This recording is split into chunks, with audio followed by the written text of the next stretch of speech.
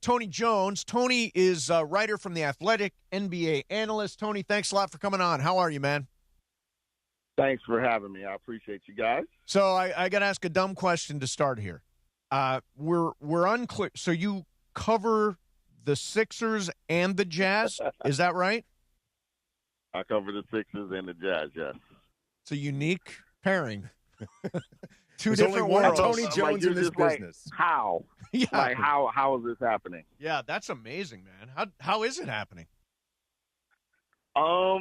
It happens because the Jazz are nice enough to me to answer the phone.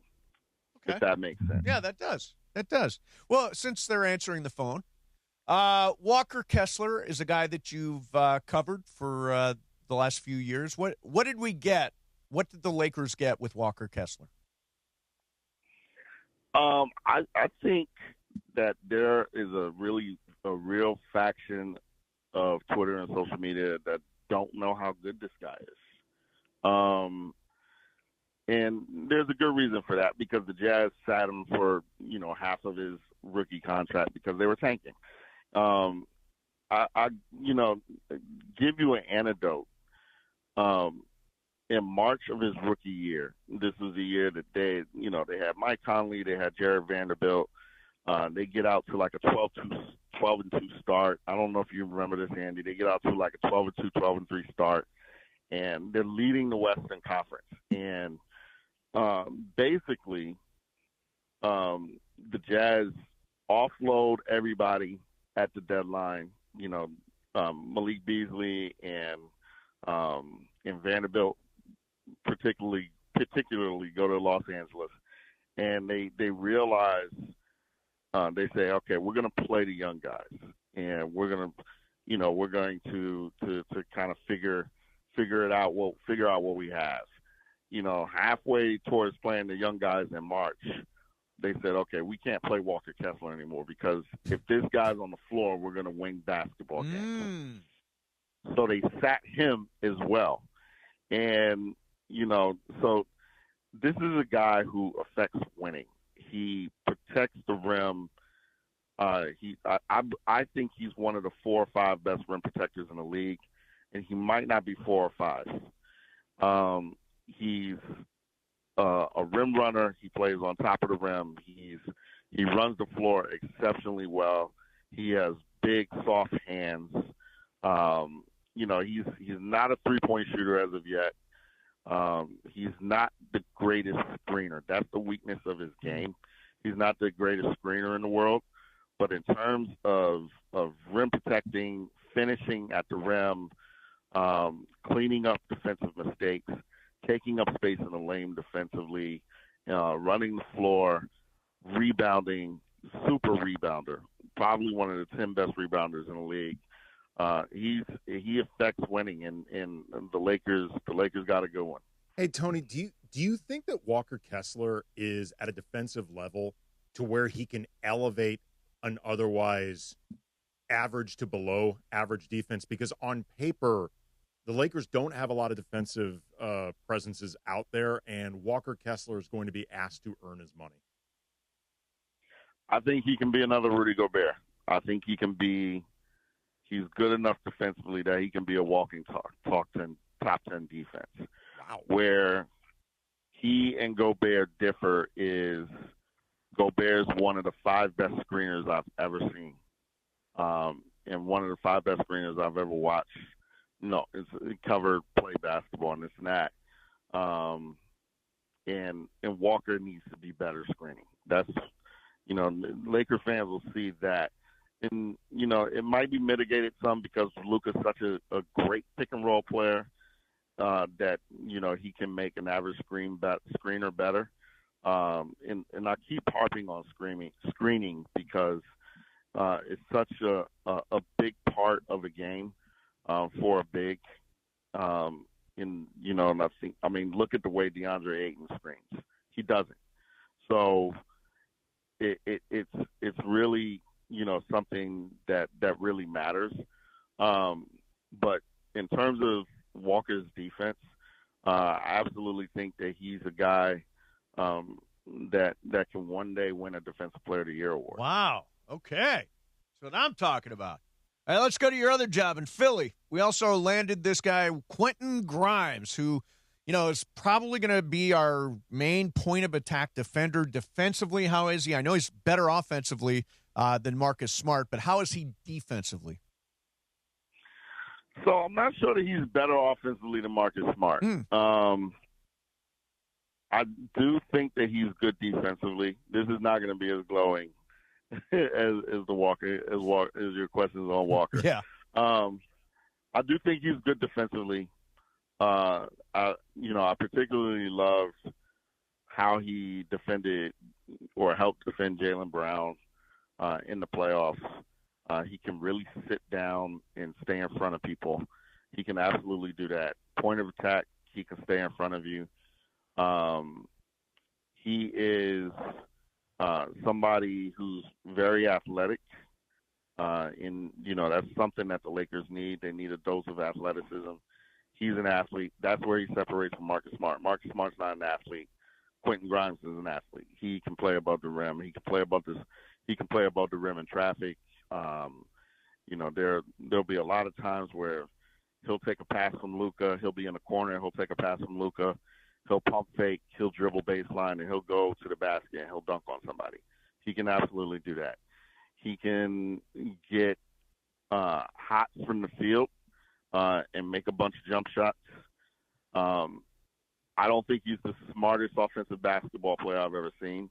I think he takes shots that aren't his to take. That makes him a good replacement for Marcus Smart, though. Yes. He can take some of those. All right, there are 14 on the clock. We've made one pass this possession. Why is the ball going up? Luka and neither Luka nor Austin Reeves have touched the ball. So he could take those shots. There are times I always say that watching Quentin Grimes play is like watching somebody who's at the park and his girl is in the stands. So he has a lot of that in him. But he's someone who works hard. He's a super, super, super quiet person. Like a really nice person, just very quiet. Like you can go weeks without hearing him, mutter a word. And he's I look forward to interviewing him. Yeah. He's very he's very versatile defensively. He can guard 1, 2, or 3. I like it. I like the backcourt needs somebody who can guard a point of attack and can make a shot, and he can do that. You mentioned his ability to guard Jaylen Brown, and that stuck out to me, Tony, just because Jaylen Brown is bigger than him. Is he capable of guarding bigger wings? Because I think he's going to be asked at times to be point of attack, but I think he also may be asked to guard some of the wings that you don't want to put Austin or Luka on. Well, I think he can guard Jaylen Brown. I don't think he can guard Jason Tatum because of the size, because of how big Jason Tatum is. So if you're playing against like Paolo Banchero, he might not be able to go that far. Paul George just shoots jumpers now. Kawhi Leonard, those kinds of guys. I don't know that he can do that. Jaylen Brown, for just how good he is, he's still kind of a shooting guard size, like a big shooting guard, small wing size. But Quentin can guard. Like he can just really stay in front of people.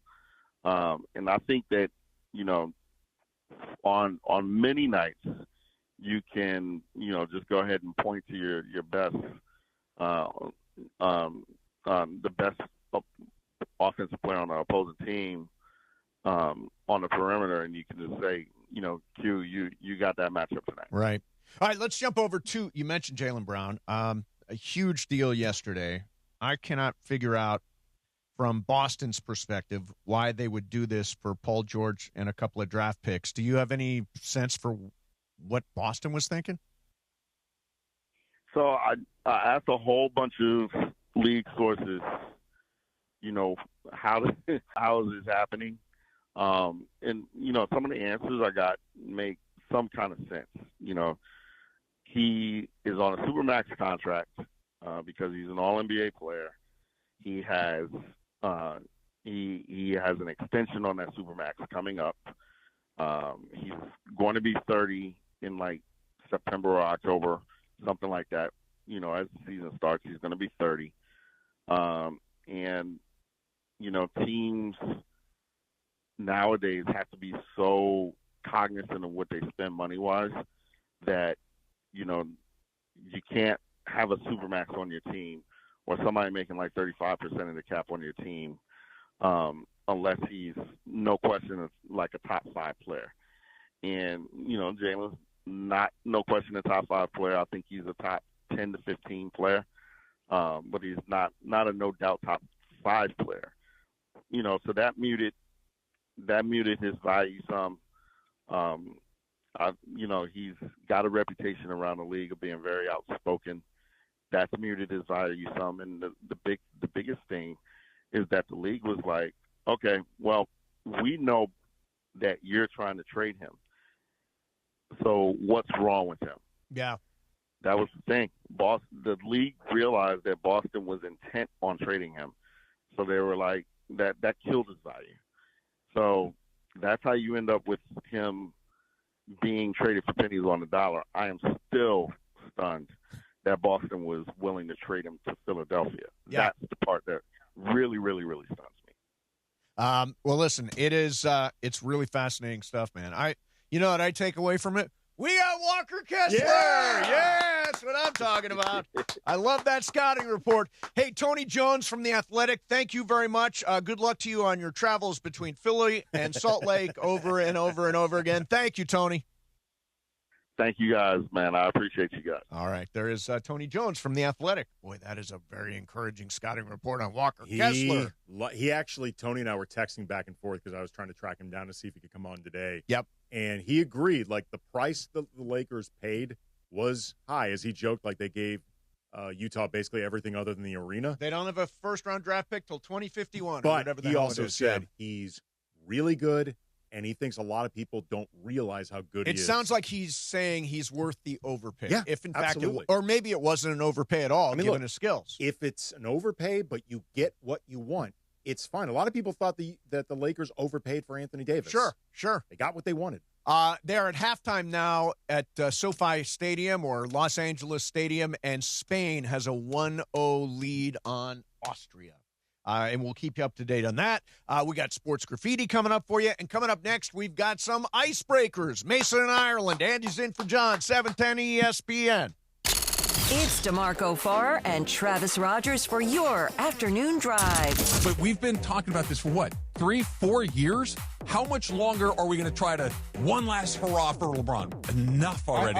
Let's move on to the next thing. I am happy to be free of the LeBron timeline. The 41-year-old phenom that refuses to go out. Yeah. That's hard to build a team around. Sure is. I am so happy to be free of that. DeMarco and Travis have taken over Afternoon Drive. Weekdays starting at 3 p.m. on 710 ESPN. America's turning 250 years old, so we're celebrating 2 weekends at Morongo. Now your top reasons to visit Morongo. Dive-in movie night at Oasis Pool. Movies, popcorn, and a lazy river. Number 2. Stop by for a free commemorative Independence Day cap. Pick it up at Morongo Rewards, the Fort. And the number 1 reason. $250,000 cash giveaway. Earn entries playing your favorite games now. Be here July 3rd to win. Morongo, good times. In this business, time matters. You're always looking for ways to be more efficient and stay ahead. We all have our own time-saving hacks. But if you're a business owner, how can you save time hiring? The answer? ZipRecruiter. ZipRecruiter has a new feature that shows you the most interested qualified candidates first. Save time and meet great candidates sooner with ZipRecruiter. 4 out of 5 employers who post on ZipRecruiter get a quality candidate within the first day. Try it for free at ZipRecruiter.com/sports. That's ZipRecruiter.com/sports. Meet your match on ZipRecruiter. When's the last time payroll was the easy part of your week? With Gusto, it can be. Gusto is the all-in-one platform designed to take the hassle out of managing your team, from payroll and compliance to hiring, onboarding, and more. With Gusto, you can get back 2 full days each month with all the time you have saved. Go to gusto.com today and learn why over 500,000 small businesses choose Gusto. That's Gusto.com. Gusto.com. Oh, it's Icebreakers time. Oh, right. That's right. The big voice guy. Listen to Mason and Ireland. Weekdays noon to 3 on ESPN LA. Exactly right. Time for Icebreakers on Mason and Ireland. Icebreakers made possible by Blue Ice Vodka. Your fit-friendly vodka with no sugar added, 64 calories an ounce, and keto-friendly. Let's do it. Icebreakers. Presented by Blue Ice Vodka on Mason and Ireland. Take it away, producer Emily. All right, here we go. Em, what's up? Well, the others are off to a commanding lead. We got John with minus 16. And Andy, you got the others 10 points yesterday because you guessed Shaq on the very first hint. First clue. Good job for you. All right, here we go for 10 points. I was born in 1964. I am the child of 2 film set caterers. At the age of 4, my family moved to Sydney, Australia. I also dropped out of high school. For 9 points. In the 1980s, I was in a band called the 30-Odd Foot Grunts. I started smoking when I was... Andy. Okay. Russell Crowe. That is correct. It's Russell Crowe. Yeah. 9 points for Andy. The others are stacking up points. And then he also said that he started smoking when he was 10, but attempted to quit when he was Honestly, kids. that feels later than I expected for Russell Crowe. He started smoking at 10. Here's some other things if you wanted it to. Yep. I'm the co-owner of the National Rugby League, South Sydney Rabbitohs. He bought it in 2006. And the rest you got to probably Yeah, the rest of it is all Russell Crowe stuff. Russell Crowe. Wow, Andy, you're just killing it. I need to be more creative. Once you give him a music thing, it's over. I happen to know the name of Russell Crowe's band. Oh, I should have just said band. I did know it. Did you really? Yeah, I actually was. I mean, I've said this many times. I am a fountain of useless knowledge, particularly when it comes to useless pop culture knowledge. Yeah, well, it paid off here. Yes, it did. Icebreakers brought to you by Blue Ice Vodka, finest vodka sourced from Idaho potatoes. It is USA's 250th birthday. You can check out Blue Ice's commemorative bottle and the Blue Ice 25th anniversary red, white, and blue theme featuring the 250th logo inside the label. Currently available in stores for the straight expression in both 750 milliliters and 1.75 liters. Blue Ice Vodka, because taste is everything.